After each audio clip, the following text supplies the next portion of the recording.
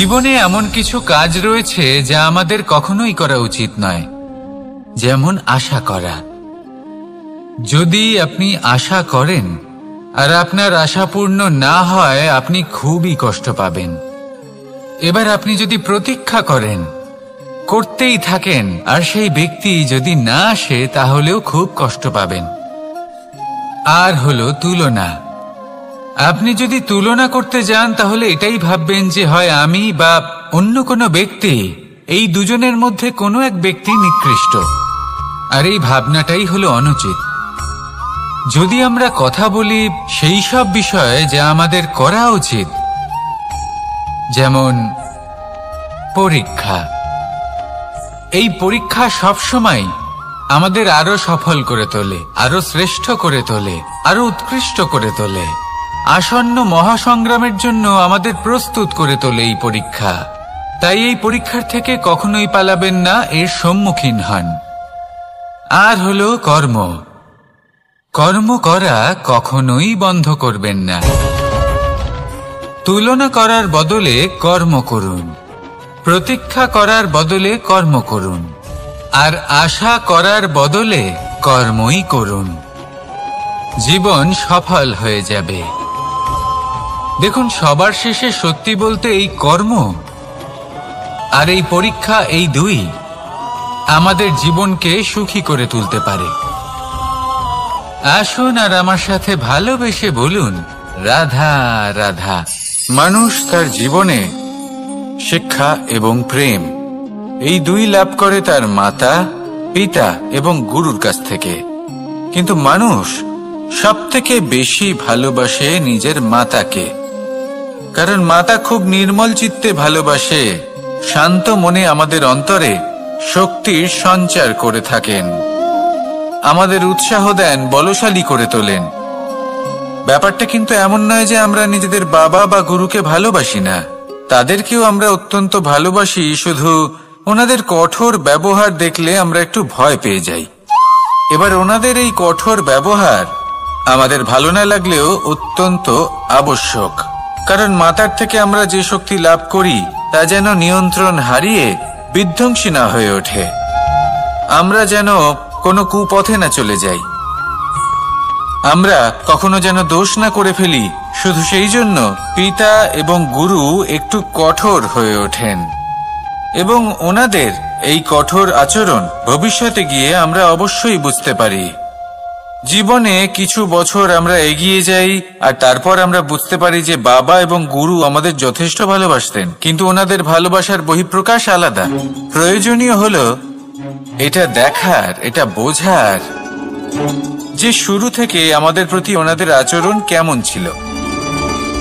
ওনাদের কঠোর হওয়ার পেছনে ওনাদের ভালোবাসাটা বোঝার চেষ্টা করুন, ওনাদের চিন্তাটা বোঝার চেষ্টা করুন, ওনাদের পথ প্রদর্শনের আড়ালে আপনার ভবিষ্যতের জন্য যে পরিকল্পনা ওনারা করেছেন সেটা বোঝার চেষ্টা করুন।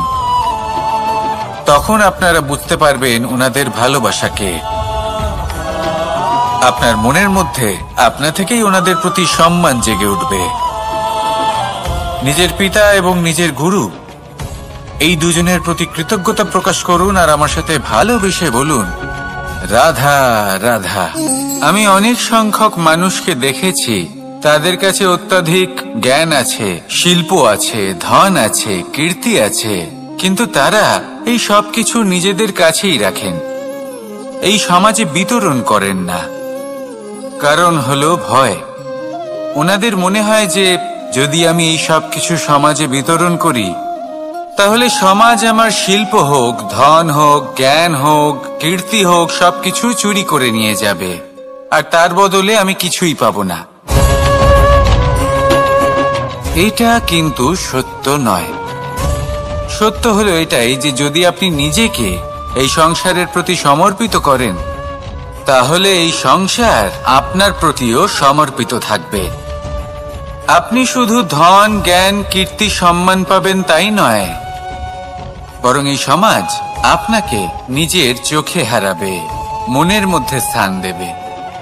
তাই এই ভয় ত্যাগ করে দেখুন কিভাবে এই সমাজ আপনাকে প্রেম সমর্পণ করে। আসুন আমার সাথে ভালোবেসে বলুন, রাধা রাধা। জীবন কিসের উপর নির্ভরশীল? ধনের ওপর, বৈভবের ওপর, নিঃশ্বাসের ওপর? না, এই জীবন নির্ভরশীল বিশ্বাসের ওপর। বিশ্বাস নিজের ওপর, বিশ্বাস আমাদের আপনজনের ওপর। কিন্তু যখন এই বিশ্বাস ভেঙে যায়, তখন মানুষের মনও ভেঙে যায়, আর তারপর সে অন্য কিছু করতেই পারে না। তখন কি করা যেতে পারে? 3টে কাজ আছে যা আপনি করতে পারেন। প্রথম, ভালোবাসা। যাকে আপনি ভালোবাসেন, যারা আপনাকে ভালোবাসে, ভুল যারই হোক না কেন, তার কাছে ক্ষমা চাইতে কখনোই সংকোচ বোধ করবেন না। দ্বিতীয় হলো বিশ্বাস। যারা আপনাকে ভালোবাসেন, আপনাকে বিশ্বাস করেন, তাদের বিশ্বাস কখনো ভাঙবেন না। তৃতীয় হলো আশা। যারা আপনাকে ভালোবাসেন, আপনাকে বিশ্বাস করেন, তাদের আশা আপনার সাথে জড়িত। তাদের থেকে কখনো কিচ্ছু লুকোবেন না। এই 3টে কাজ করুন, আর এই জীবন সুপ্রসন্ন হয়ে বলবে, রাধা রাধা। মানুষের জীবনে 2 ধরনের আবেগ থাকে, যা চিরকাল তার সাথে বসবাস করে। প্রথম, স্বপ্ন। দ্বিতীয়, অজুহাত। মানুষ হাজার হাজার স্বপ্ন দেখতে পারে। আমাকে এই কাজ করতে হবে, আমাকে ওখানে ঘুরতে যেতে হবে, আমার জীবনে এই অসম্ভব কাজ বাস্তবায়িত করে দেখাতে হবে, আদি ইত্যাদি। এবার ঠিক যেমন স্বপ্ন দেখেন, সেইভাবে অজুহাতও খুঁজে নিয়ে আসেন। আমি এই স্বপ্ন পূরণ করতে পারলাম না, কারণ আমাকে কেউ সাহায্যই করল না, কারণ আমি দুর্বল হয়ে পড়েছিলাম, কারণ আমার কাছে সময়ই ছিল না, আদি ইত্যাদি।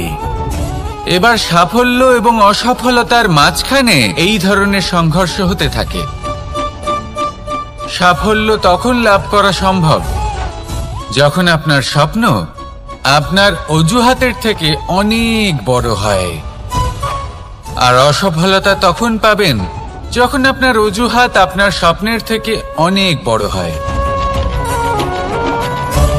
আপনি যদি সাফল্য লাভ করতে চান, তাহলে চেষ্টা করতে থাকুন, পরিশ্রম করুন। যদি অসফল হন, তাহলে ভয়ভীত হওয়ার কোনো প্রয়োজন নেই। নিজের ভুল বুঝুন, তাকে শুধরে নিন, আবার চেষ্টা করুন। কিন্তু যদি নিজের জীবনে অজুহাত নিয়ে আসেন, তখন স্বপ্ন কখনো পূরণ হবে না। আসুন আমার সাথে ভালোবেসে বলুন, রাধা রাধা। ভয়ের সাথে আমরা সবাই পরিচিত, কষ্টও আমরা সবাই পেয়েছি। কখনো কখনো আমরা অসুস্থ হয়ে পড়ি, আর এমন সময় হলে মাতার মমতা, কখনো বাবার স্নেহ, কখনো বন্ধুদের পাশে থাকার অনুভূতি আমাদের রোগ নিরাময়ে সাহায্য করে। কখনো যদি আমরা নিরাশ হয়ে পড়ি, তখন যদি আমাদের কোনো আপনজন আমাদের 2টো ভালো কথা বলে, তখন আমাদের মনোবল বেড়ে যায়। ঠিক তেমন সংসারের এই রঙ্গমঞ্চে যদি আপনি পীড়িত অনুভব করেন, কিছু শুভ কথা আলোচনা করুন, কিছু স্তুতি গান করুন, কিছু মুহূর্তের জন্য হলেও নিজের ইষ্টদেবের কথা স্মরণ করুন আর প্রার্থনা করুন। সাহস বাড়বে, শক্তিও বৃদ্ধি পাবে, এবং সামনে এগিয়ে চলার পথও দেখতে পাবেন। তখন এই মন প্রসন্ন হয়ে বলবে, রাধা রাধা। কখনো কখনো অন্ধকারের সাথে লড়াই করার জন্য আমরা প্রদীপ জ্বালাই। এতে প্রথমে সলতে রাখি, তারপর তেল ঢালি, তারপর আগুন জেলে এটা প্রজ্বলিত করি। তারপর একটা সময় আসে যখন এই প্রদীপ নিভে যায়। কারণটা কি? কারণ কি এটা যে প্রদীপের প্রকাশমান হওয়ার ক্ষমতা সমাপ্ত হয়েছে? না, এই যে আগুন আমরা দেখতে পাচ্ছি, এই আগুনের জন্য যে শক্তির প্রয়োজন হয় তা আসে এই তেল থেকে। যদি এই তেল সমাপ্ত হয়ে যায়, তাহলে এই প্রকাশ তাও সমাপ্ত হয়ে যায়। আর আমাদের জীবনে এই তেল হলো আমাদের কর্ম, আর এই আগুন আর এর দ্বারা উৎপন্ন হওয়া প্রকাশ আমাদের ভাগ্য। যত আমাদের কর্ম ক্ষীণ হতে থাকবে, আমাদের ভাগ্য সৌভাগ্য কোথাও না কোথাও লুপ্ত হয়ে যাবে। যে উজ্জ্বল ভবিষ্যৎ আমরা চাইছি তা কখনো লাভ করতে পারবো না যদি কর্ম না করি। ঠিক যেমন তেল ছাড়া অগ্নি উৎপন্ন হয় না, তেমনি কর্ম ছাড়া সৌভাগ্য হয় না। আর যেমন কর্ম তেমন ভাগ্য। তাই সব সময় কর্ম করতে থাকুন, কর্ম করা থামাবেন না। আর আমার সাথে ভালোবেসে বলুন, রাধা রাধা। জীবনে তিনটি বিষয় আছে, তিনটি বস্তু আছে, তারা যেন আপনাকে কখনো বশে না করে নিতে পারে। প্রথম হলো ধন। ধন যতক্ষণ আপনি ব্যবহার করতে থাকেন, যতক্ষণ তা আপনার কাজে আসছে, ততক্ষণ ঠিক আছে, এই ধন আপনার কাছে অমৃত। কিন্তু যখন এই ধন আপনাকে ব্যবহার করতে শুরু করে, বুঝে যাবেন যে আপনার পতনের সময় শুরু হয়েছে। দ্বিতীয় বিষয়, ফেলে আসা অতীত। যাই করুন, আপনি অতীত পাল্টাতে পারবেন না, আর এই সত্যিটা আপনিও জানেন। কিন্তু তাও এর বশবর্তী আমরা হয়ে পড়ি। আর যখন তাই হয়, তখন এই সংসারে আমরা যেখানেই যাই না কেন, যত বড়ই সুখ লাভ করি না কেন, সেই সব আমাদের কাছে তিক্ত বলে মনে হয়। তৃতীয় বিষয়, আপনার আশেপাশের মানুষ। ভিন্ন ভিন্ন ধরনের মানুষ হয়, যাদের চিন্তা ভাবনা এবং দৃষ্টিভঙ্গি ভিন্ন ভিন্ন প্রকারের। যদি এদের বশবর্তী আপনি হয়ে পড়েন, তাহলে কেউ বলবে এটা করো, এটা ভালো। কেউ বলবে এটা করো না, ওটা করো, ওটা ভালো কাজ। কেউ বলবে এই দুটোই করো না, অন্য কিছু করো। এই কথাগুলিতে আপনি এতটাই জড়িয়ে পড়বেন যে আপনি লক্ষ্যভ্রষ্ট হয়ে পড়বেন। তাই এই তিন বিষয় থেকে সাবধানে থাকবেন। যদি কোনো কিছু বশ করতে হয়, তাহলে আপনাকে বশ করতে হবে আপনার আজকে, নিজের বর্তমানকে। এটা খুব প্রয়োজনীয়। এটা ভাববেন যে এই সময়ের সদ্ব্যবহার আমি কিভাবে করব, সময়কে শাসন কিভাবে করব, ওই কর্ম কিভাবে করব যাতে ভবিষ্যতে কখনো আমার আফসোস না হয়, বরং এই সংসার আমাকে নিয়ে গর্ব করবে, সেই কর্ম করুন। আর যখন আপনি এটা শিখে নেবেন, তখন আপনি নিজেই নিজেকে প্রকৃত অর্থে ভাগ্যশালী করে তুলবেন। আসুন আমার সাথে ভালোবেসে বলুন, রাধা রাধা। অনেক সময় আমরা কারোর নীরবতাকে তার দুর্বলতা ভেবে বসি। হতেই পারে সেই ব্যক্তি উত্তর দিতে চাইছেন না, হতে পারে অন্য কোনো কারণ আছে যা আমরা বুঝতেই পারছি না। সেই জন্য তাকে দুর্বল ভেবে নেওয়া অনুচিত। দেখতে গেলে এই বিশাল সমুদ্র এও কিন্তু নীরব, শান্ত হয়। কিন্তু যখন সে রুদ্র মূর্তি ধারণ করে, তখন কি হয়? সমগ্র সংসারকে বিনাশের পথে নিয়ে যায় এই সমুদ্র, প্রলয় সৃষ্টি করে। সেই জন্য কারোর সহ্য শক্তিকে দুর্বলতা বলে মনে করবেন না। কারণ যদি এই নীরবতা নিজেকে ভেঙে বেরিয়ে আসে, তাহলে তা বিনাশের সমস্ত সীমা পার করে যেতে পারে। তাই এই নীরবতাকে সবসময় বুঝুন, সবসময় একে সম্মান করতে শিখুন। আর আমার সাথে ভালোবেসে বলুন, রাধা রাধা। কখনো কোনো চাতক পাখিকে দেখেছেন? কথায় আছে যে বছরে মাত্র একবার সে তার তৃষ্ণা মিটিয়ে থাকে, আর তাও আকাশে ভেসে থাকা মেঘের দ্বারা ঘটানো বৃষ্টির জলের ফোঁটা থেকে। আর কোথাও থেকে সে তার তৃষ্ণা পূরণ করে না। সারা বছর সে নিদারুণ গরম সহ্য করে, তীব্র শীতও সহ্য করে, শুধু এই আশা নিয়ে যে বছরে একবার অন্তত সেই মেঘের ঘন ঘটা হবে, বৃষ্টি হবে, আর সে তার তৃষ্ণা নিবারণ করবে। এটা আসলে কি? এটা আসলে বিশ্বাস।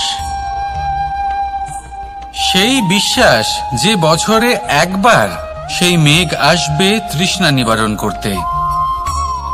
যেমন দেখুন, একটা সূর্যমুখী ফুল সারা রাত অন্ধকারের সাথে যুদ্ধ করে, কারণ তার বিশ্বাস যে ভোরবেলায় সূর্য তাকে অবশ্যই দর্শন দেবেন। সেটাও বিশ্বাস ছিল যার উপর ভরসা করে মনু একটা নৌকা নিয়ে বেরিয়ে পড়েছিলেন এবং সমস্ত সৃষ্টিকে প্রলয়ের হাত থেকে বাঁচিয়েছিলেন।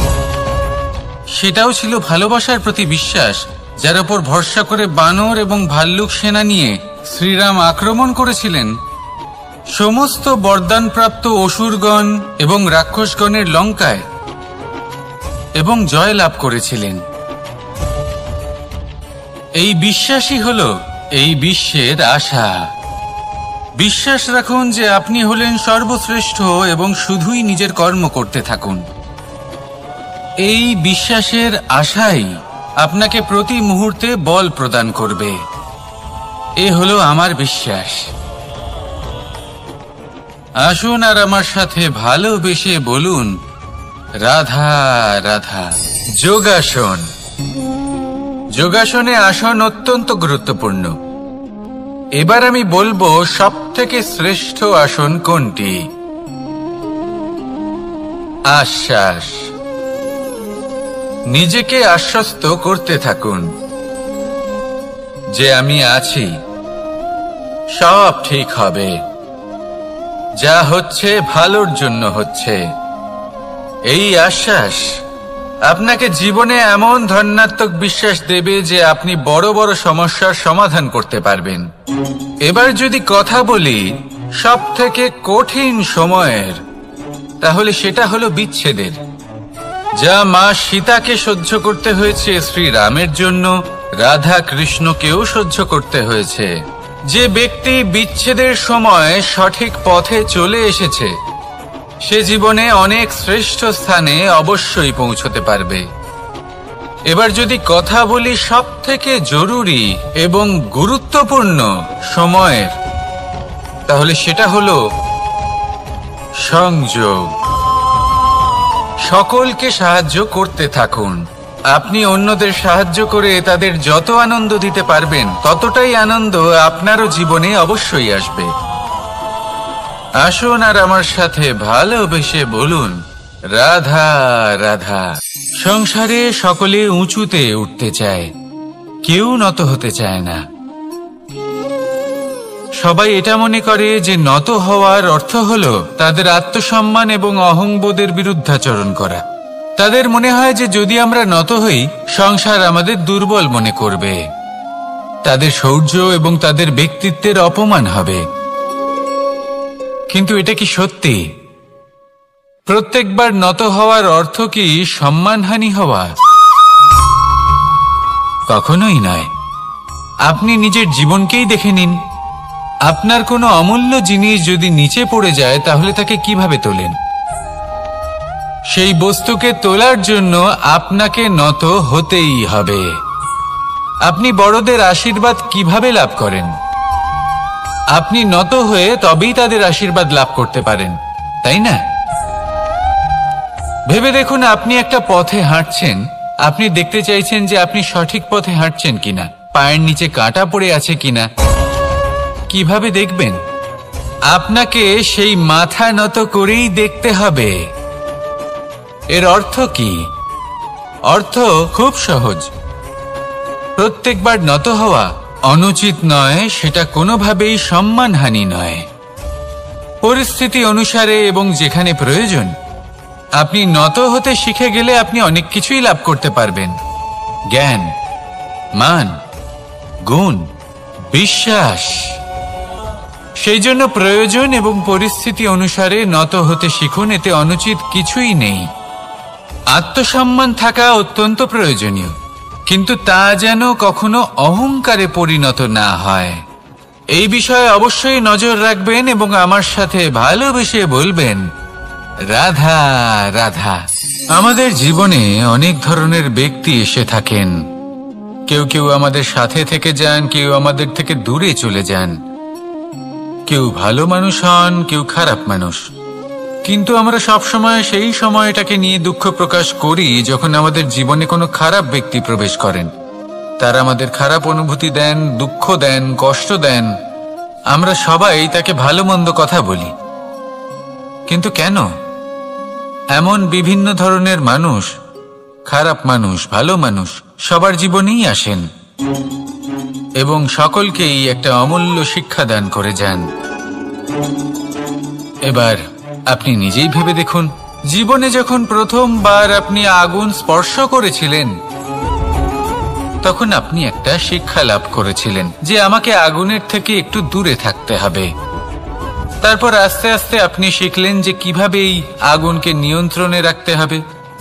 তারপর আপনি শিখলেন যে কিভাবে নিজের জীবনে তাকে প্রয়োগ করতে হবে, তা সে অন্ধকারে প্রকাশ লাভ করার জন্য হোক বা খাবার বানানোর জন্য। সেইভাবেই কোনো খারাপ ব্যক্তি যখন আপনার জীবনে আসে কোনো শিক্ষা দিয়ে যান, তার প্রতি কৃতজ্ঞ থাকুন। তার বিষয় খারাপ ভাবার বা খারাপ অনুভূতি নিয়ে থাকার কোনো প্রয়োজন নেই। সেই শিক্ষা লাভ করুন, ইতিবাচক মনোভাব নিয়ে জীবনের সামনে এগোতে থাকুন। কেউ নেই যিনি আপনাকে বাধা দিতে পারেন। আসুন আমার সাথে ভালোবেসে বলুন, রাধা রাধা। জীবনে সাফল্য লাভ করতে হলে মানুষকে উচিত পথে চলতে হবে, কিন্তু তার থেকেও বেশি গুরুত্বপূর্ণ হলো এটা বোঝা যে সেই পথে চলতে চলতে কখন আমাদের দাঁড়াতে হবে আর কখন আমাদের চলতে হবে। এই শিক্ষা অত্যন্ত গুরুত্বপূর্ণ। এবার দেখুন, ছোট্ট একটা কথা রয়েছে, ওকে আটকিও না, যেতে দাও। এই বাক্যের অর্থ কি? অর্থ যে কাউকে আটকিও না, যে এগোতে চাইছে তাকে এগোতে দাও, তার পথে বাধা সৃষ্টি করো না। এবার এই ছোট কথাতে এক অনুচিত স্থানে আমি দাঁড়িয়ে পড়ি। আটকাও, যেতে দিও না। এবার এর অর্থ কি হলো? যে এই ব্যক্তিকে আটকাও, তাকে জীবনে এগোতে দিও না, এর পথে বাধা সৃষ্টি করো। এবার এই ছোট কথাতে অনুচিত স্থানে যদি আমি আটকে যাই, তবে ভাবো কত পার্থক্য হলো। এই শিক্ষা কতটা গুরুত্বপূর্ণ সেটা শিখুন, আর এই শিক্ষা আমাদের জীবনে কতটা গুরুত্বপূর্ণ হতে পারে সেইটা বুঝুন। বুঝে যান, শিখে যান জীবনে কখন সামনে এগোতে হবে আর কখন থামতে হবে। মন প্রসন্ন হয়ে বলবে, রাধা রাধা। সময় যা সবকিছুকে সমান করে দিতে পারে, যা সব থেকে বেশি শক্তিশালী, সব থেকে বড় সম্পত্তি, সব থেকে বড় শিক্ষক এবং সব থেকে বড় সুযোগ। এই সময় যখন ভালো যায় তখন তা আপনাকে আমিত্বে মত্ত করে তোলে, অহংকারে নিমজ্জিত করে দেয়। আর যখন খারাপ হয় তখন দুঃখের সাগরে নিজের প্রতি ঘৃণাবোধে নিমজ্জিত করে। তাই এই সময় যা এত শক্তিশালী এক সম্পত্তি, এত মহান একটি ধন, তাকে এমনি এমনি নষ্ট হতে দেবেন না। এই সময়ের সাথে কি করবেন, কিভাবে করবেন তা ভাবতে গিয়ে এবং করতে গিয়ে সময় নষ্ট করবেন না। যদি আপনি এই সময় নষ্ট করেন, তাহলে সময়ও নিশ্চিত করবে যে আপনার সাথে কি করা উচিত। তাই সময়ের সদ্ব্যবহার করুন আর আমার সাথে ভালোবেসে বলুন, রাধা রাধা।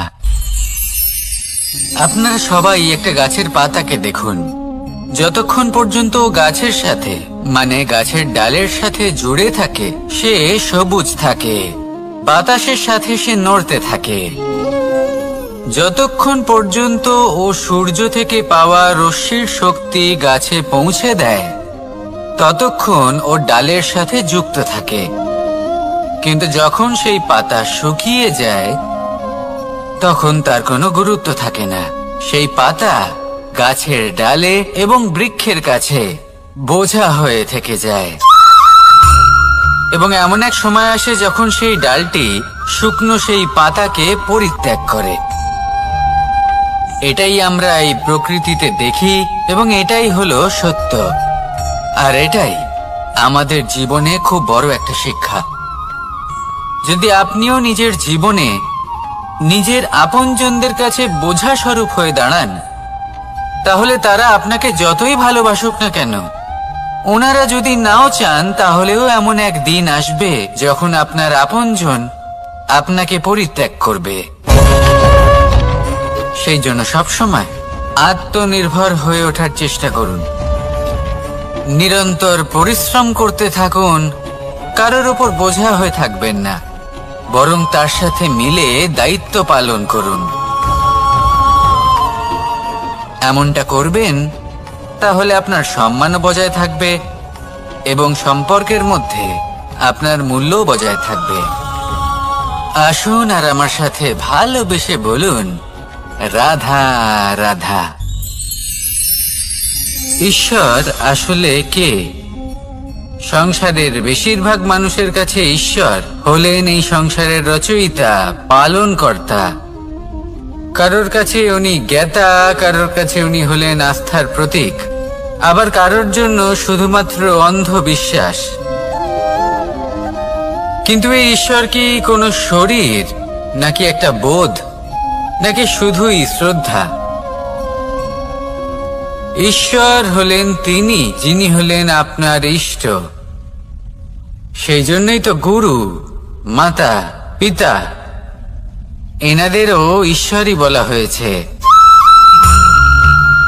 যাদেরকে আমরা ঈশ্বর বলে মনে করি, যারা আমাদের ইষ্ট, তারা আমাদের একটি পথ দেখান, একটি দিকে চালিত করেন। সেই পথে চলে আপনি শুভ কর্ম করতে পারেন। আর যখন কোনো ব্যক্তি তার ঈশ্বরের আদেশ পালন করেন, তখন সে নিজে থেকেই শুভ পথে অগ্রসর হয়ে যান। বেশ কয়েকজন মানুষ ঈশ্বরের ওপর আস্থা রাখেন এবং ভাবেন যে অনুচিত কোনো কাজ করা উচিত নয়, ঈশ্বর দেখছেন। ওনারা ভয় পান যে কোনো অনুচিত কর্ম করলে কে জানে তার পরিণাম কি হবে। এমন অনেক ব্যক্তি রয়েছেন যারা ঈশ্বরকে বিশ্বাস করেন এবং জানেন যে ঈশ্বর তাদেরকে দেখছেন, তাই যে যে শুভ কর্ম ওনারা করেছেন তার ফল তারা অবশ্যই পাবেন। এবার আপনি ভয় পেয়ে ঈশ্বরকে বিশ্বাস করবেন নাকি বিশ্বাসের দ্বারা ঈশ্বরকে বিশ্বাস করবেন, সেই সিদ্ধান্ত আপনারই। কিন্তু হ্যাঁ, যদি আপনার মনে ঈশ্বরের জন্য কোনো স্থান থাকে, যদি আপনার কোনো ইষ্ট থাকেন, যদি আপনি কাউকে ঈশ্বর মনে করেন যার প্রত্যেক আদেশ আপনি পালন করে থাকেন, তাহলে বলি ঈশ্বর কখনো আপনাকে অনুচিত পথে চালিত করবেন না।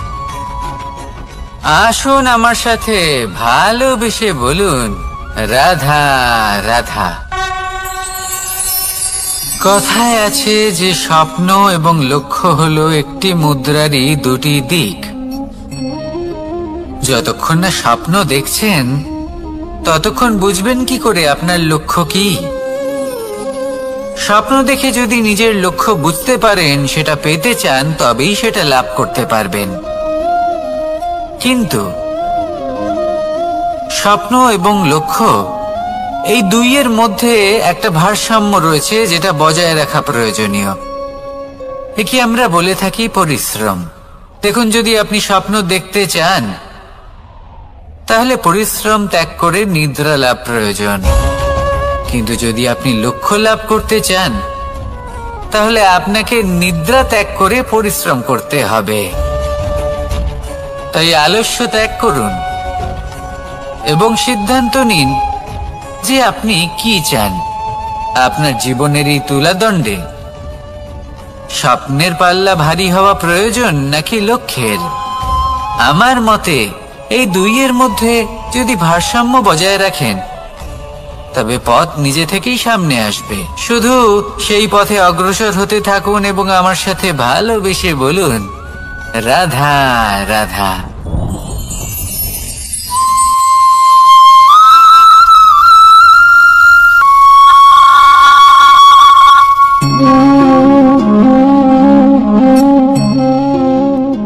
মোহনের বাঁশির এই সুর, এই সঙ্গীত কার না পছন্দ হয়?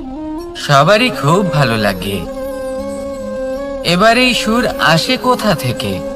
কেউ বলবেন কৃষ্ণের হৃদয় থেকে। সত্য কথা, এই সুর হৃদয় থেকে নির্গত হয় এবং প্রকট হয় এই বাঁশি থেকে। এই বাঁশিটাকে দেখুন, এই ছিদ্রগুলি দেখুন, প্রত্যেকটা সুর থেকে নিজস্ব একটা স্বর নির্গত হয়। এবার যে ব্যক্তি এই সমস্ত সুর এবং স্বর বুঝতে পারেন, এতে নিপুণ, তিনি এই বাঁশির দ্বারা যে সুর নির্গত করবেন তা তো মধুর অবশ্যই হবে। এবার জীবনের সাথেও কিছুটা এরকমই ঘটে।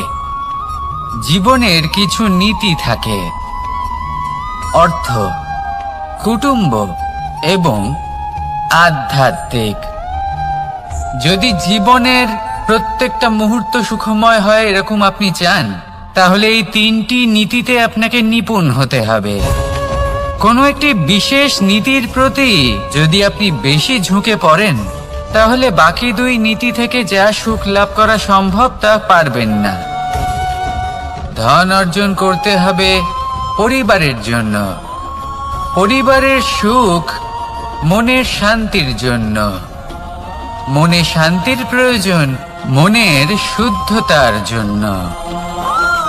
যখন এই মন শুদ্ধ হবে, জীবন শুদ্ধ হবে, পবিত্র হবে, সুন্দর হবে এবং ভালোবেসে বলবে, রাধা রাধা। আমি রথে যাত্রা করি, তাতে বারবার পথে থামি আর দেখি যে আমি অনুচিত দিকে যাচ্ছি না তো, আমি উচিত পথেই যাচ্ছি তো। কারণটা কি? কারণ হলো যাতে আমি পথভ্রষ্ট না হয়ে যাই। জীবনযাত্রাতেও এটাই প্রয়োজন। জীবনযাত্রায় ভোগ বিলাসের পথে হারিয়ে যাওয়া খুব সহজ।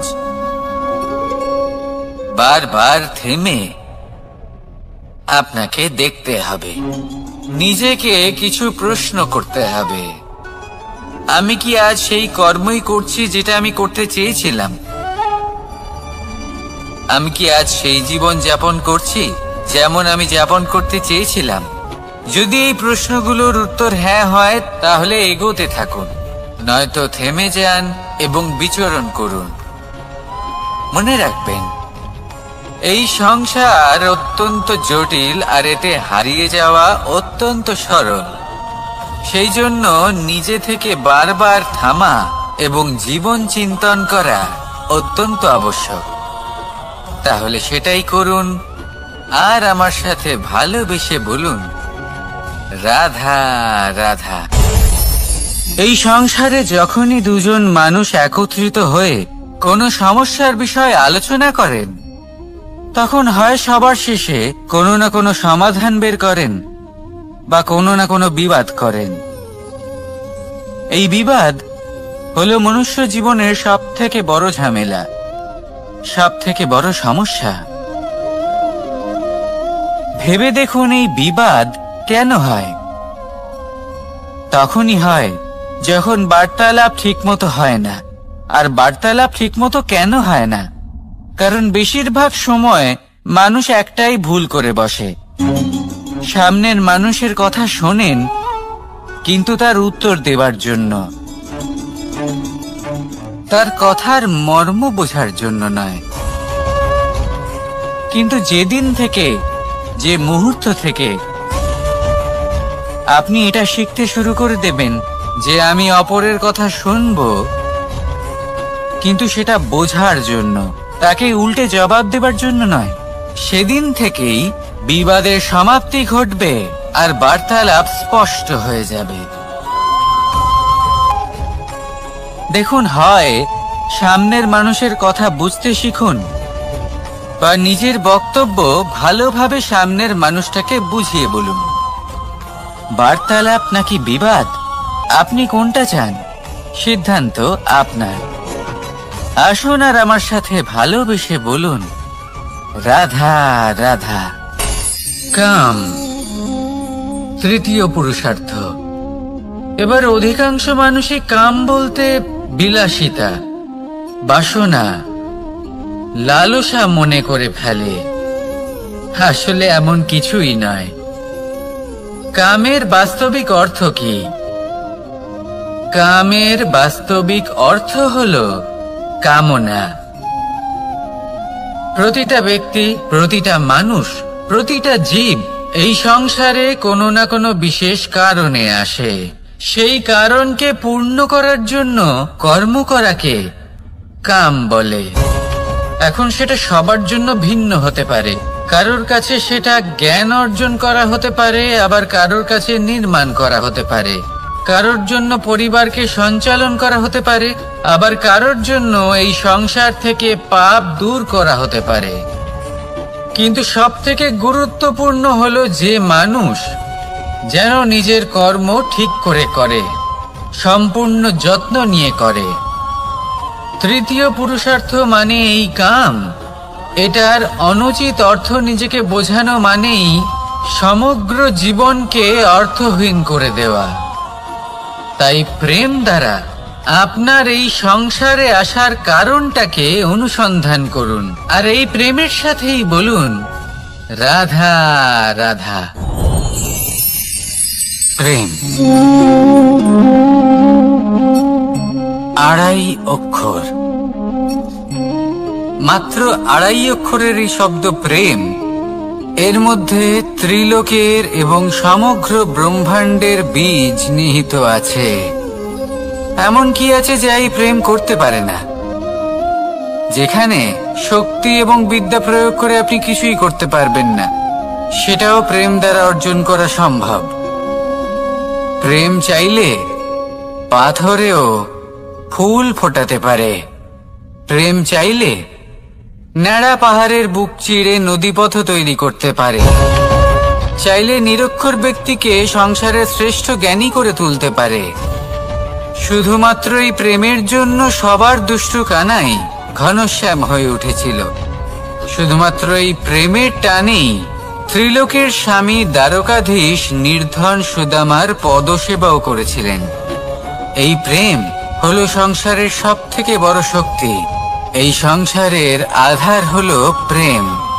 এমন কিচ্ছু নেই যা এই প্রেমের পক্ষে সম্ভব নয়। যেখানে বিদ্যা এবং শক্তি সাহায্য করতে পারে না, সেখানে এই প্রেম আপনাকে জয়ী করে দিতে পারে। তাহলে আসুন আর আমার সাথে ভালোবেসে বলুন রাধা রাধা। আমরা যখনই কোনো যাত্রায় যাব বলে মনে করি, তখনই আমরা প্রস্তুত থাকি আসন্ন বিপদের জন্য বা সংকটের জন্য।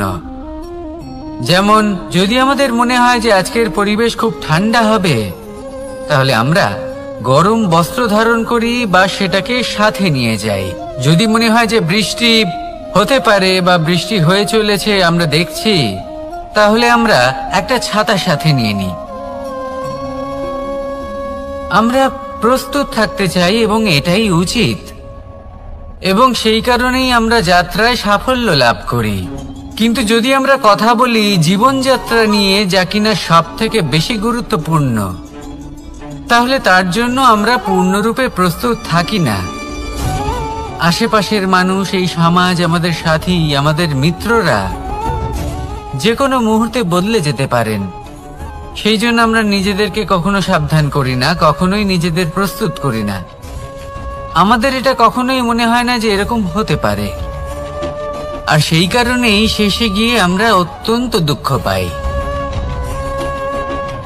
একটা অমূল্য শিক্ষা আছে যেটা আমাদের লাভ করা উচিত। সতর্ক থাকা উচিত। এই জীবনযাত্রার জন্য শুধুমাত্র এই পরিবেশের বিষয়ে তথ্য সংগ্রহ করা বা তাকে অনুমান করা, এটুকু হলেই চলবে না। আমাদের আশেপাশের মানুষজনকে দেখতে হবে, তাদের স্বভাব পরিস্থিতির ওপর নজর রাখতে হবে। যখন তারা রং পাল্টাচ্ছেন, নজর রাখতে হবে, তা অত্যন্ত আবশ্যক। পরিবর্তন আপনার জীবনে অবশ্যম্ভাবী। সঠিকভাবে তার সম্মুখীন হন। আসুন আমার সাথে ভালোবেসে বলুন রাধা রাধা। আপনি এটা শুনে থাকবেন যে ছোট্ট একটা বালক, সে ঈশ্বরের প্রতিরূপ হয়। কিন্তু এমন কেন বলা হয় তা কি আপনি কখনো ভেবে দেখেছেন? আমি আপনাকে বলছি। কোন একটা ছোট্ট বালককে দেখুন, সে কি করে? সকলকে সমান চোখে দেখে। ওর মনে না কোনো ছলনা রয়েছে, না কোনো কপটতা। না অহংকার রয়েছে আর না কোনো বিষয় নিয়ে কোনো চিন্তা। সকলকে সে সমান চোখে দেখে আর নিজের মধ্যেই প্রসন্ন থাকে, সকল বিকার থেকে মুক্ত। এগুলোই তো সেই গুণ, সেই বালকের মধ্যে যা হলো ঈশ্বর স্বরূপ। এবার ভেবে দেখুন, যদি প্রত্যেকটা মানুষ এই ছোট বালকের মতো সেই সব গুণ নিজের মধ্যে জাগ্রত করে তোলে, তাহলে কি হবে? তারাও ঈশ্বর তুল্য হয়ে উঠবে। তাই আপনিও এটাই করুন, নিজের মনকে বিকার মুক্ত করুন সেই ছোট্ট বালকের মতো। মনের মধ্যে না কোনো চিন্তা রাখবেন, না মোহ, না ক্রোধ, না কোনো রকমের ছলনা বা কপটতা। সবাইকে সমান চোখে দেখুন আর নিজের মনেই বলেন যে নিরন্তর কাজ করলে, পুরুষার্থ পালন করলে এই জীবন বদলে ফেলা সম্ভব। বলবে আজ আমি আপনাকে বোঝাবো যে এক মুহূর্ত, সময় আর সিদ্ধান্ত কতটা গুরুত্বপূর্ণ হয়। এক মুহূর্তই যথেষ্ট। একটা মুহূর্ত এত শক্তিশালী হতে পারে যে তা আপনার সমগ্র জীবন পাল্টে দিতে পারে। এমন এক সময় ছিল শ্রীরামের কাছে, যখন ওনাকে সিদ্ধান্ত নিতে হয় যে উনি নিজের পিতার আদেশ পালন করতে বনবাসে যাবেন নাকি যাবেন না। উনি সেই আদেশ পালন করেছিলেন, তারপর সময় অনুসারে উপযুক্ত সিদ্ধান্ত নিলেন। আর আজ সকলের মনে বসবাস করেন শ্রীরাম। আর অন্যদিকে আছে রাবণ। ওনার কাছে একটা সময় ছিল, একটা সুযোগ ছিল নিজের প্রারব্ধকে শুভ করে তোলার। উনি ভুল করলেন আর মৃত্যু লাভ করলেন। নির্বাচন সবসময় আপনার হাতে, শুধু আপনাকে সময়কে বুঝতে হবে, সেই মুহূর্তকে বুঝতে হবে আর উচিত সিদ্ধান্ত নিতে হবে, ব্যাস। বুঝতে শিখুন এই সময়ের দাবি কি, বুঝতে শিখুন এই সময়ের ইচ্ছে কি, আর উচিত সিদ্ধান্ত নিন। আর আমার সাথে ভালোবেসে বলুন, রাধা রাধা। জ্ঞান এবং অহংকার, এই দুইয়ের মধ্যে সম্পর্ক কোথায়? সম্পর্ক ঠিক সেরকম যেরকম হাত এবং কাঁকনের, যেমন চোখ এবং দৃষ্টির সম্পর্ক। এবার আপনি বলবেন, এ আমি কি বলছি? জ্ঞান এবং অহংকারের এমন সম্পর্ক কি করে হতে পারে? দেখুন, যে ব্যক্তি জ্ঞানী, যার কাছে জ্ঞান রয়েছে এবং তিনি জানেন যে তার কাছে জ্ঞান রয়েছে, তার মধ্যে নিজে থেকেই অহংবোধ জাগ্রত হয়। খুব কম সংখ্যক এমন জ্ঞানী ব্যক্তি আছেন যারা নিজেদের অহংকারের বিষয়ে আঁচ করতে পারেন। প্রকৃত জ্ঞানী হলেন তিনি, যিনি নিজের জ্ঞানের সদ্ব্যবহার করে অহংকারকে দূর করেন। উচিত সময় বুঝে যান, নিজের অন্তর যাচাই করে এই বিষয়টা দেখেন যে তার অন্তরে অহংবোধ জাগ্রত হচ্ছে এবং নিজেকে সেখানেই থামিয়ে দেন, যাতে অহংকারের পথে তিনি অগ্রসর না হয়ে যান। এই অহংকার কখন উচিত, কখন অনুচিত, কখন প্রয়োগ করা উচিত, উচিত নয়, কখন বাধা দেওয়া উচিত, এটা শেখা অত্যন্ত প্রয়োজনীয়। আর যদি এটা আপনি শিখতে পারেন, তাহলে আপনি একজন জ্ঞানীও হয়ে উঠবেন এবং সুখীও থাকবেন। তাই মনে রাখবেন, এই জ্ঞান নিয়ে কখনোই অহংকার করবেন না, বরং সবসময় নিজের অহংবোধের বিষয়ে প্রকৃত ধারণা রাখবেন। আসুন আমার সাথে ভালোবেসে বলুন, রাধা রাধা। আমাদের জীবনে 7 ধরনের সুখ আছে, আর সেগুলো লাভ করার জন্য আমরা অত্যন্ত প্রচেষ্টা করি। কিন্তু কোনো প্রচেষ্টা করার পূর্বে তা কিভাবে করব সেটা বোঝা খুব প্রয়োজন, আর সেখানেই আমরা ভুল করে থাকি। যে কাজটা আমাদের পরে করা উচিত, সেটাই আমরা আগে করে বসি। আপনাকে স্পষ্ট করে বোঝাই, প্রত্যেক সুখের সাথে 2টি ক্রিয়া জড়িত থাকে। এবার যখন আমরা ধনের কথা বলি, তখনও 2টি ক্রিয়া জুড়ে থাকে। প্রথম ক্রিয়া হলো ধন অর্জন করা, দ্বিতীয় ক্রিয়া হলো ধনের ব্যবহার করা। আর জীবনে ধনের ব্যবহার করার পূর্বে ধন কিভাবে অর্জন করতে হয় তা শেখা অত্যন্ত প্রয়োজনীয়। আমরা মন্দিরে যাই, ভগবানের আরাধনা করি, তার জন্য পুজো করি, ওনাকে প্রসন্ন করতে চাই, কিন্তু তার আগে ভগবানের ওপর আস্থা রাখা প্রয়োজনীয়। যদি আপনার অটল বিশ্বাস থাকে তবেই আপনি প্রকৃত ভক্ত হয়ে উঠতে পারবেন। এবার যদি আপনি বক্তা হয়ে থাকেন, শ্রেষ্ঠ বক্তা হতে চান, এই সংসারের সামনে নিজের বক্তব্য রাখতে চান, তাহলে কথা বলার পূর্বে কথা শুনতে শিখুন। তবেই আপনি একজন শ্রেষ্ঠ বক্তা হয়ে উঠতে পারবেন। জীবনে সম্পর্ক স্থাপন করার আগে সম্পর্ক বজায় রাখতে শিখুন। তবেই আপনি একজন প্রকৃত সাথী হয়ে উঠবেন। জীবনে পরাজয় মানার পূর্বে বিজয়ী হওয়ার চেষ্টা কিভাবে করতে হয় সেটা শিখুন। তবেই আপনি একজন নিপুণ ব্যক্তি হয়ে উঠবেন। অন্তিম এবং সবথেকে গুরুত্বপূর্ণ কথা, জীবনে ভালোবাসা লাভ করার পূর্বে ভালোবাসা প্রদান করতে শিখুন। তবেই আপনি একজন প্রকৃত প্রেমী হয়ে উঠবেন। আসুন আমার সাথে ভালোবেসে বলুন, রাধা রাধা। এই সংসারের সব থেকে বড় যুদ্ধ কোনটা? দেব-অসুরের যুদ্ধ যা অনেক বছর ধরে চলেছিল, নাকি রাম রাবণের যুদ্ধ, নাকি মহাভারত? না, সংসারের সব থেকে বড় যুদ্ধ হলো সেইটা যা নিজের সাথে লড়া হয়, নিজের মনের সাথে লড়া হয়, নিজের অন্তরের সাথে লড়া হয়। এটাই সব থেকে বড় যুদ্ধ। এবার নিজেই দেখুন আপনার সব থেকে বড় শত্রুকে। আপনার স্বার্থ, আপনার কামনাগুলি, আপনার অহংকারগুলি, যা আপনাকেই নষ্ট করে দেয়।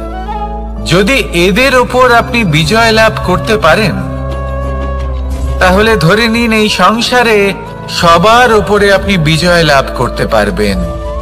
এই সংসারে কেউ আপনাকে পরাজিত করতে পারবে না, কিন্তু তার জন্য প্রয়োজন অনুভূতির। অনুভূতি ভালোবাসার, অনুভূতি অনুপ্রেরণার। যে ব্যক্তি ভালোবাসতে পারেন এবং প্রেরণা দিতে পারেন, তিনি চিরকাল জয়লাভ করতে পারেন। নিজের কাছে ভালোবাসার এক অস্ত্র রাখুন আর প্রেরণার এক ঢাল। জীবনে কেউ আপনাকে পরাজিত করতে পারবে না। আসুন আর আমার সাথে ভালোবেসে বলুন, রাধা রাধা। সৌন্দর্য। মানুষ নিজের সৌন্দর্যের বিষয়ে কতটা ভাবে, চায় যে সে সব থেকে বেশি রূপবান হবে, সব থেকে বেশি সুন্দর হবে। কিন্তু সৌন্দর্যের পরিভাষা কি তা কি সে জানে? কোনো মাকে জিজ্ঞেস করুন, ওনার জন্য সৌন্দর্যের পরিভাষা ওনার সন্তান। কোনো ভক্তকে জিজ্ঞেস করুন, ওনার জন্য সৌন্দর্যের পরিভাষা ওনার ভগবান। শ্রীরামকে জিজ্ঞেস করুন, ওনার জন্য সৌন্দর্যের পরিভাষা হলো হনুমান।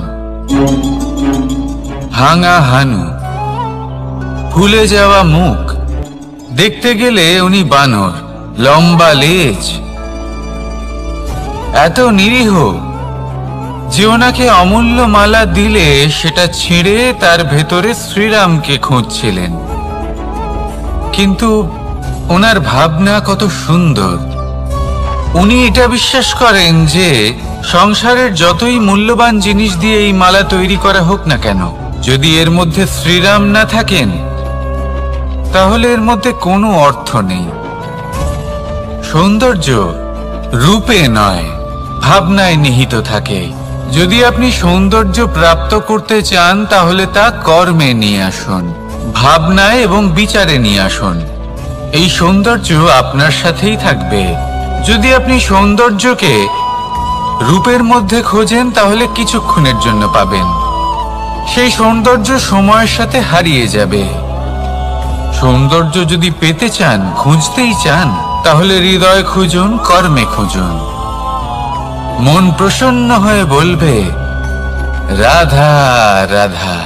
এই সংসারে মানুষ জন্মগ্রহণ করেন, বড় হতে থাকেন, পুরুষার্থ লাভ করেন, অর্জন করেন।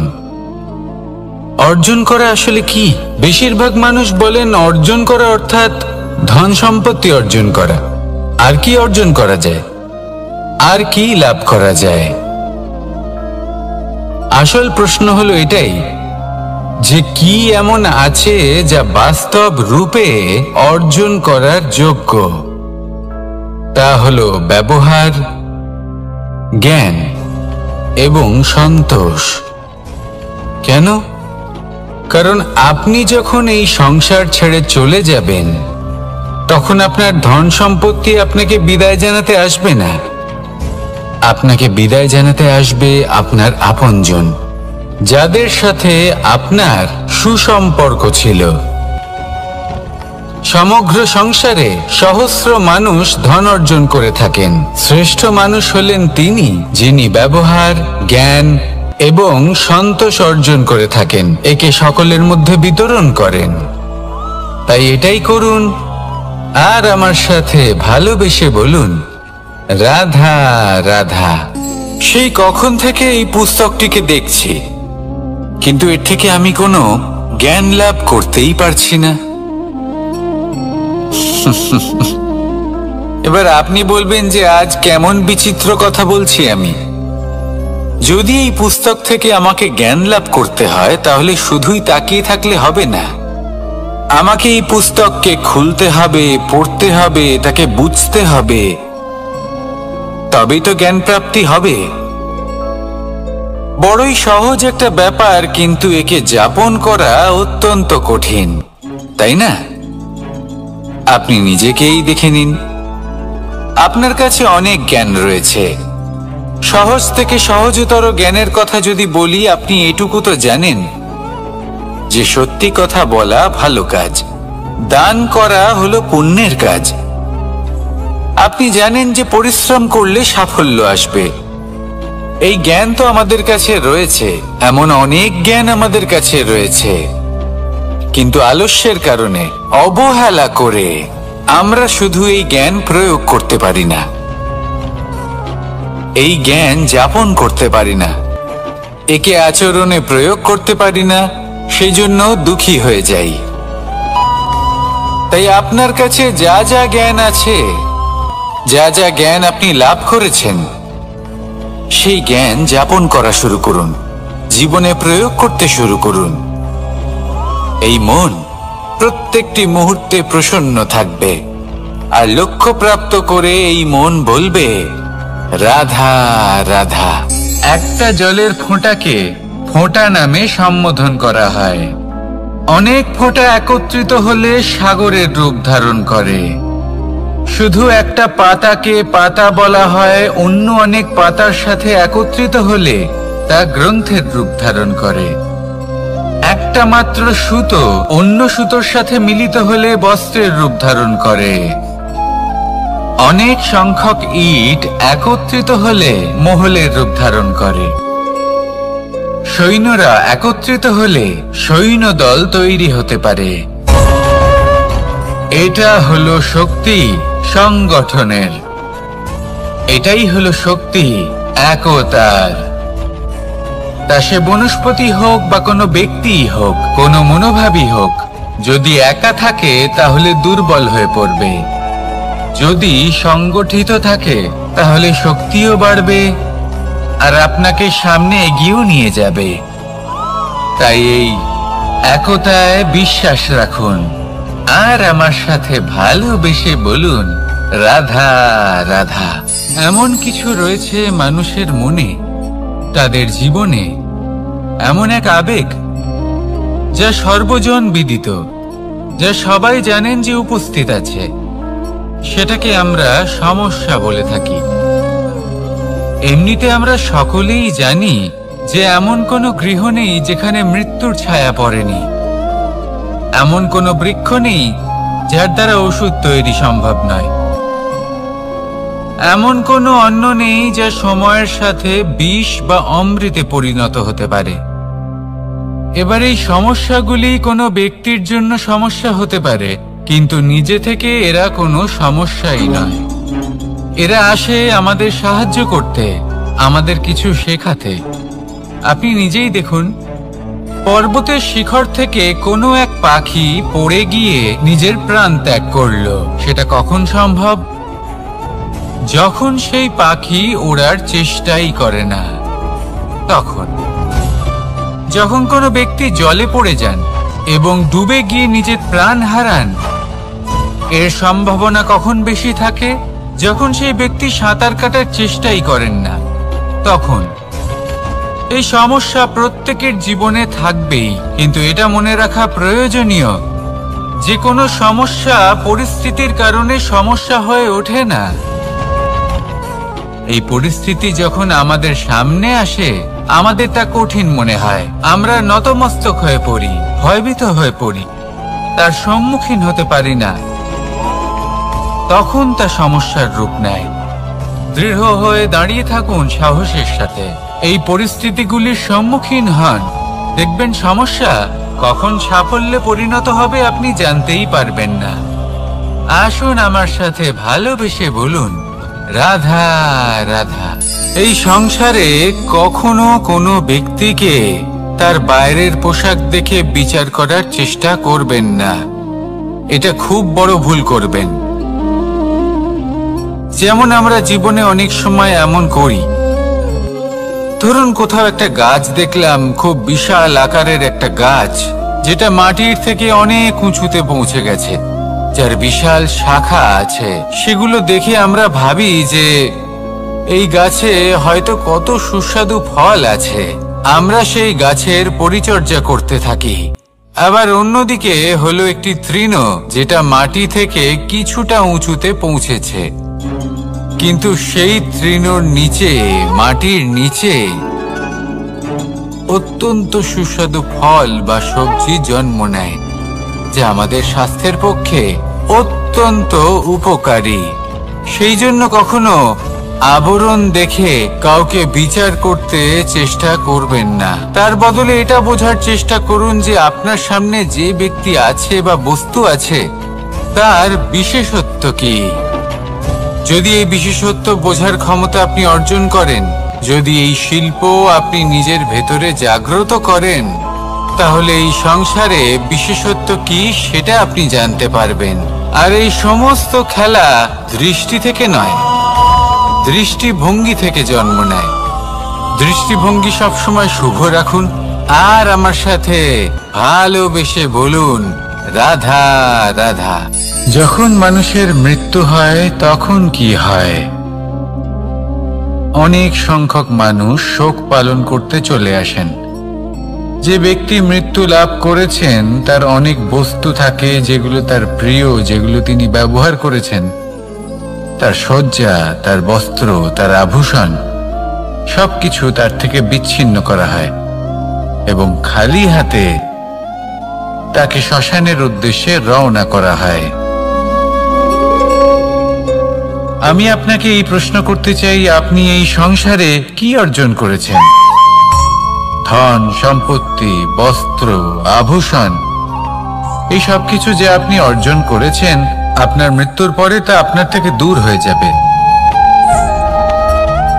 এর উত্তর হলো একটাই, আপনার কর্ম। শুধু সেটাই আছে যে একান্ত আপনার, আর শুধু সেটাই এই সংসার থেকে চলে যাওয়ার পরেও সংসারেই জীবিত থাকবে। যদি আপনি দুষ্কর্ম করেন, তাহলে এই সংসার আপনাকে একটি অনুচিত উদাহরণ হিসেবে মনে রাখবে যে এই ব্যক্তি খুব পাপী ছিল, অনুচিত কর্ম করতেন। যে পথে তিনি চলেছেন সেই পথে কারোর চলা উচিত নয়। সেখানেই যদি আপনি সৎকর্ম করেন, তাহলে সংসার চিরকাল এটাই বলবে যে খুব ভালো মানুষ ছিলেন, সবাইকে ভালোবাসতেন, সবাইকে সাহায্য করতেন, আমার খুব প্রিয় মানুষ ছিলেন। এটাই হলো শ্রেষ্ঠ কর্ম। সেই জন্য জীবনে শুধুমাত্র ধন সম্পত্তি, আভূষণ এই সব অর্জন করতে গিয়ে নিজের মনোনিবেশ করবেন না। শ্রেষ্ঠ কর্ম করুন। সংসার থেকে চলে যাওয়ার পরেও এই কর্মই এই সংসারে আপনাকে জীবিত রাখবে। আসুন আমার সাথে ভালোবেসে বলুন, রাধা রাধা। আমরা সবাই সূর্যকে সম্মান করি, ওনাকে শ্রদ্ধা করি, ওনাকে পুজো করি। এই সূর্য আমাদের শক্তি প্রদান করেন, প্রকাশ প্রদান করেন। কখনো কখনো উষ্ণতা এতটাই বাড়িয়ে তোলেন, এতটাই তপ্ত করে তোলেন, আমাদের একথা মনে হয় যে আমাদের এই শরীর জ্বলে যাচ্ছে। তখনও আমরা বিরোধিতা করি না, তাকে কটু কথা শোনাই না।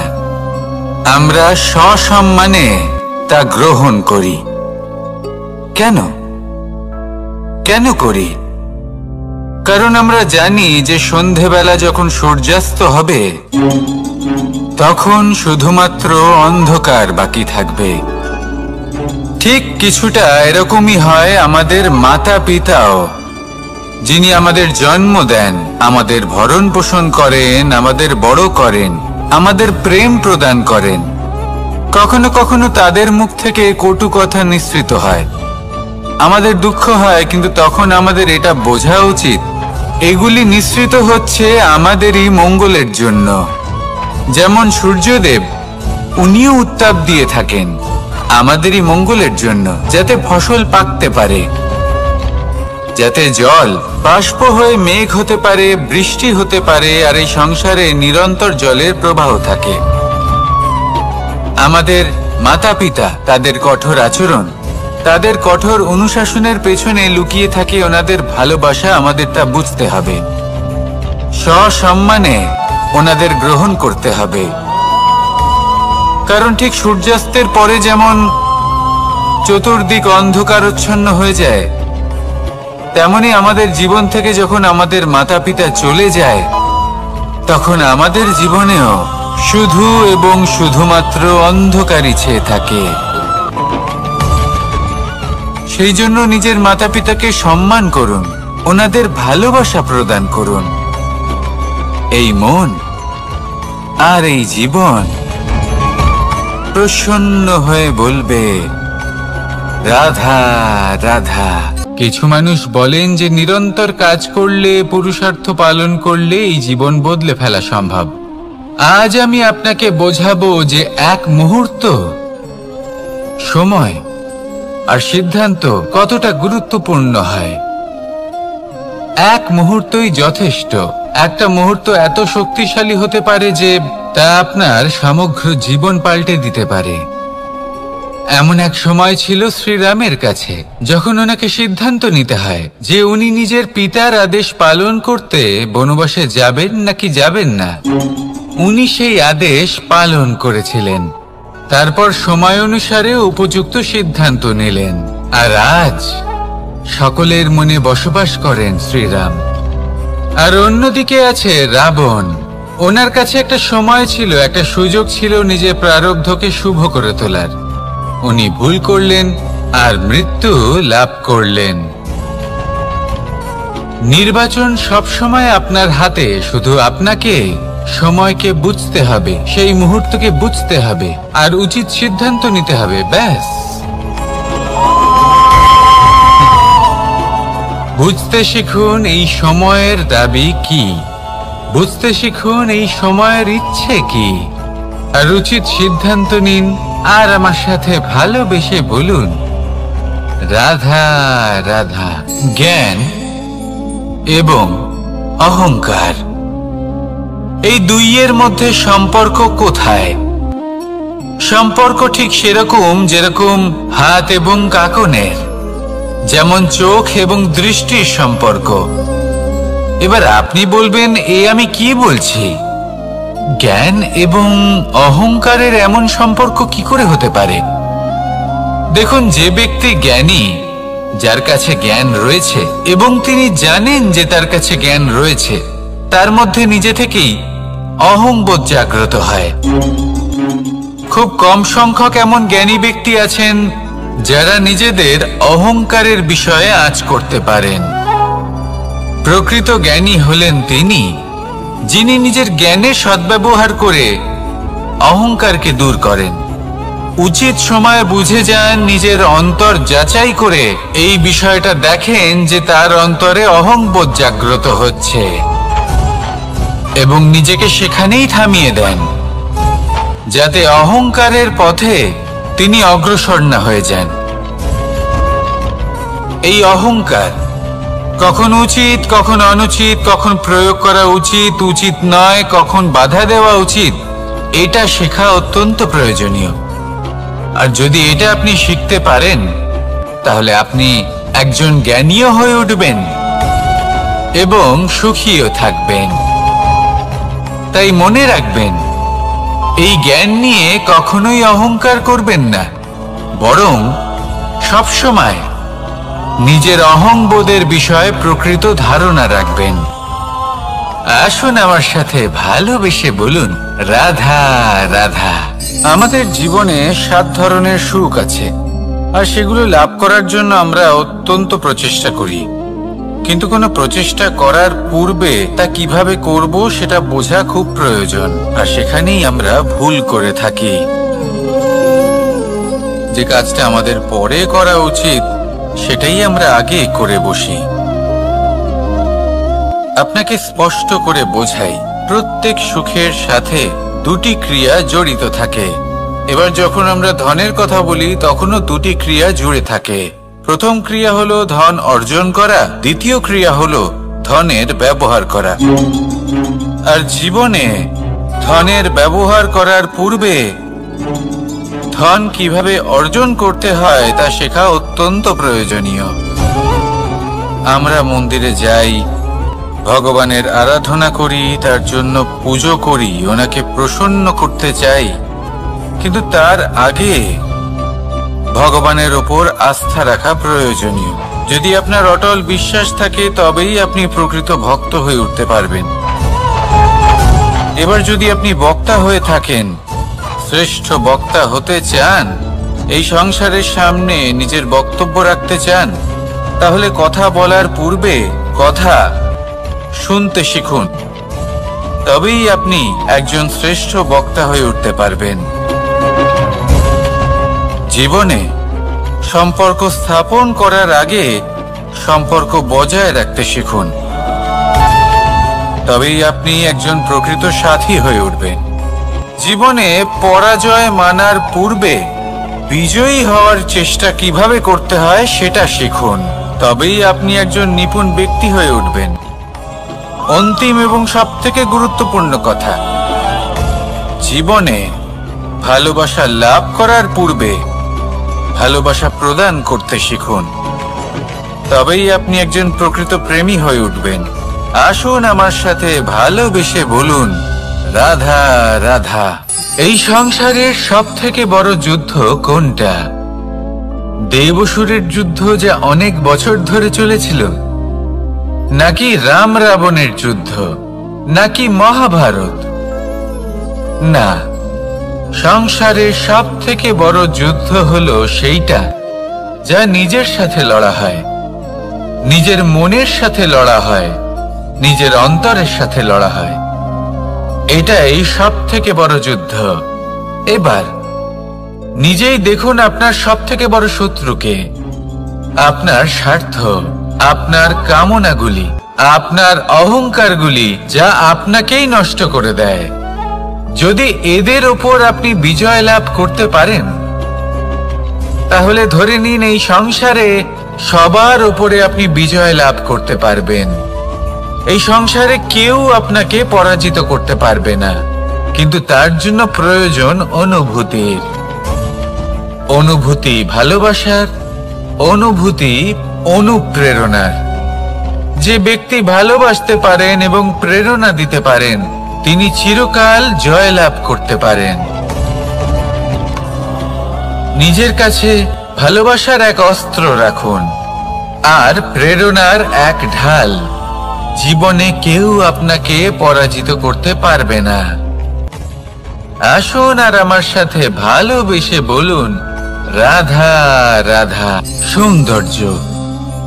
মানুষ নিজের সৌন্দর্যের বিষয়ে কতটা ভাবে চায় যে সে সব থেকে বেশি রূপবান হবে, সব থেকে বেশি সুন্দর হবে। কিন্তু সৌন্দর্যের পরিভাষা কি তা কি সে জানে? কোনো মাকে জিজ্ঞেস করুন, ওনার জন্য সৌন্দর্যের পরিভাষা ওনার সন্তান। কোনো ভক্তকে জিজ্ঞেস করুন, ওনার জন্য সৌন্দর্যের পরিভাষা ওনার ভগবান। শ্রীরামকে জিজ্ঞেস করুন, ওনার জন্য সৌন্দর্যের পরিভাষা হলো হনুমান। ভাঙা হানু, ফুলে যাওয়া মুখ, দেখতে গেলে উনি বানর, লম্বা লেজ, এত নিরীহ যে ওনাকে অমূল্য মালা দিলে সেটা ছিঁড়ে তার ভেতরে শ্রীরামকে খুঁজছিলেন। কিন্তু ওনার ভাবনা কত সুন্দর।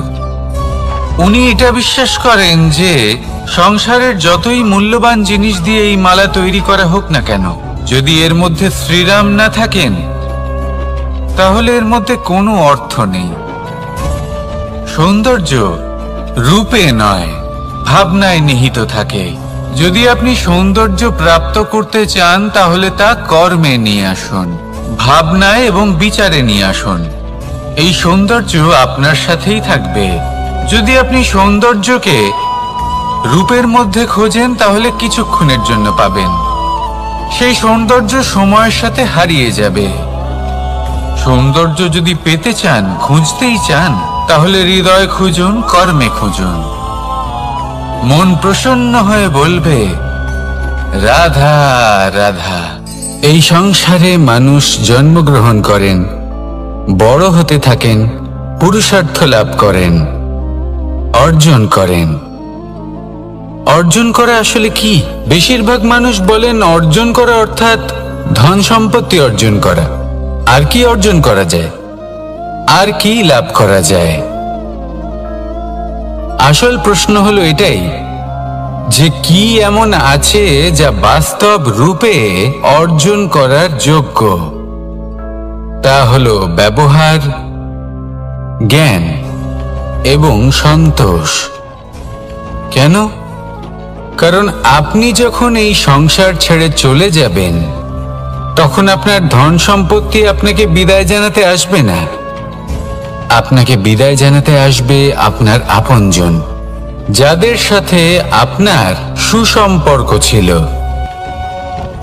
সমগ্র সংসারে সহস্র মানুষ ধন অর্জন করে থাকেন। শ্রেষ্ঠ মানুষ হলেন তিনি যিনি ব্যবহার, জ্ঞান এবং সন্তোষ অর্জন করে থাকেন, একে সকলের মধ্যে বিতরণ করেন। তাই এটাই করুন আর আমার সাথে ভালোবেসে বলুন রাধা রাধা। সেই কখন থেকে এই পুস্তকটিকে দেখছি, কিন্তু এর থেকে আমি কোনো জ্ঞান লাভ করতেই পারছি না। এবার আপনি বলবেন যে আজ কেমন বিচিত্র কথা বলছি আমি। যদি এই পুস্তক থেকে আমাকে জ্ঞান লাভ করতে হয় তাহলে শুধুই তাকিয়ে থাকলে হবে না। আমাকে এই পুস্তককে খুলতে হবে, পড়তে হবে, তাকে বুঝতে হবে, তবেই তো জ্ঞান প্রাপ্তি হবে। বড়ই সহজ একটা ব্যাপার, কিন্তু একে যাপন করা অত্যন্ত কঠিন, তাই না? আপনি নিজেকেই দেখে নিন। আপনার কাছে অনেক জ্ঞান রয়েছে। সহজ থেকে সহজতর জ্ঞানের কথা যদি বলি, আপনি এটুকু তো জানেন যে সত্যি কথা বলা ভালো কাজ, দান করা হলো পুণ্যের কাজ। আপনি জানেন যে পরিশ্রম করলে সাফল্য আসবে। এই জ্ঞান তো আমাদের কাছে রয়েছে, এমন অনেক জ্ঞান আমাদের কাছে রয়েছে, কিন্তু আলস্যের কারণে, অবহেলা করে আমরা শুধু এই জ্ঞান প্রয়োগ করতে পারি না, এই জ্ঞান যাপন করতে পারি না, একে আচরণে প্রয়োগ করতে পারি না, সেই জন্য দুঃখী হয়ে যাই।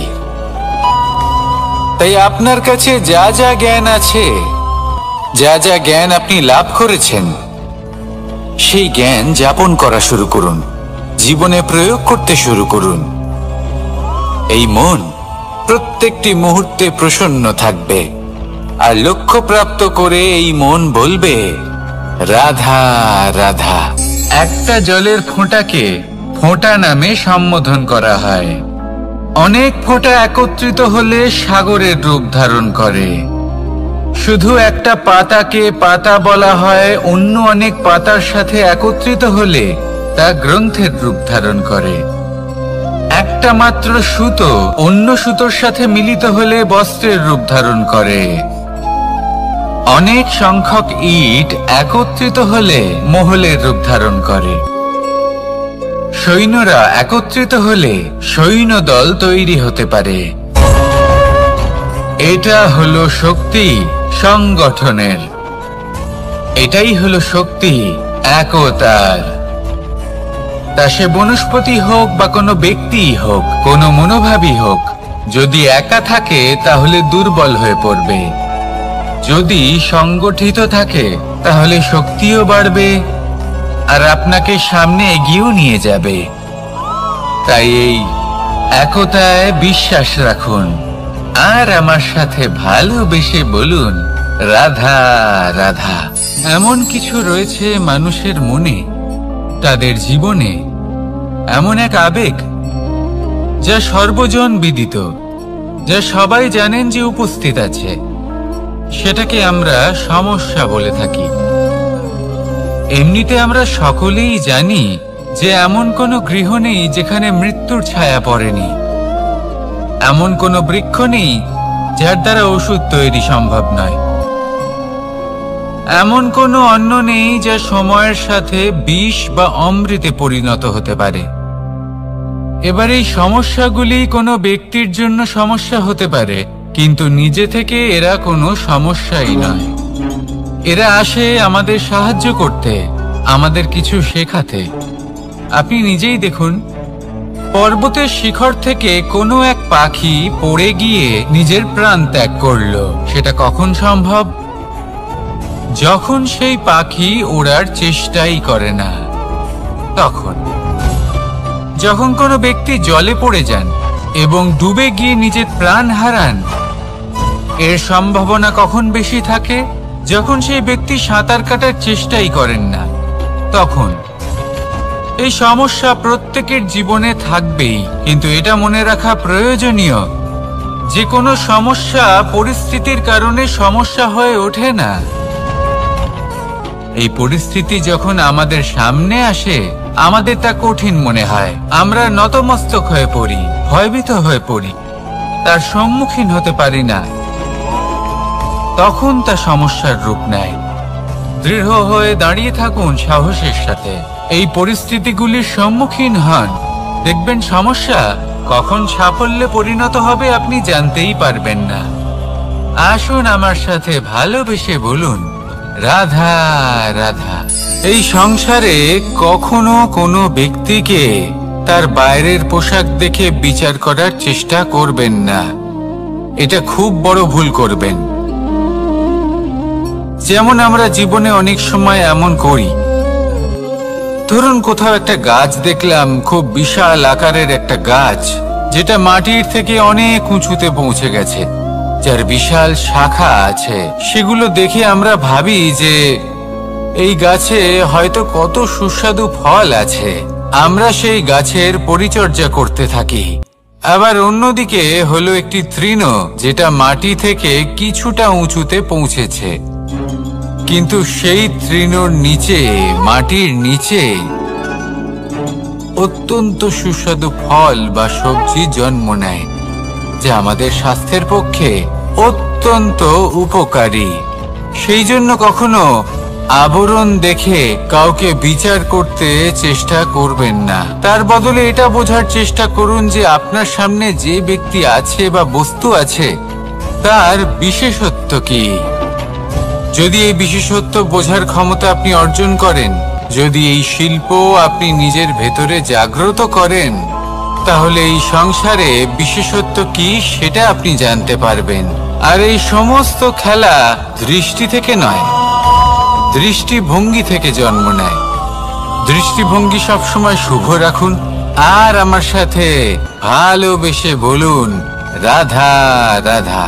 যখন মানুষের মৃত্যু হয় তখন কি হয়? অনেক সংখ্যক মানুষ শোক পালন করতে চলে আসেন, যে ব্যক্তি মৃত্যু লাভ করেছেন তার অনেক বস্তু থাকে যেগুলো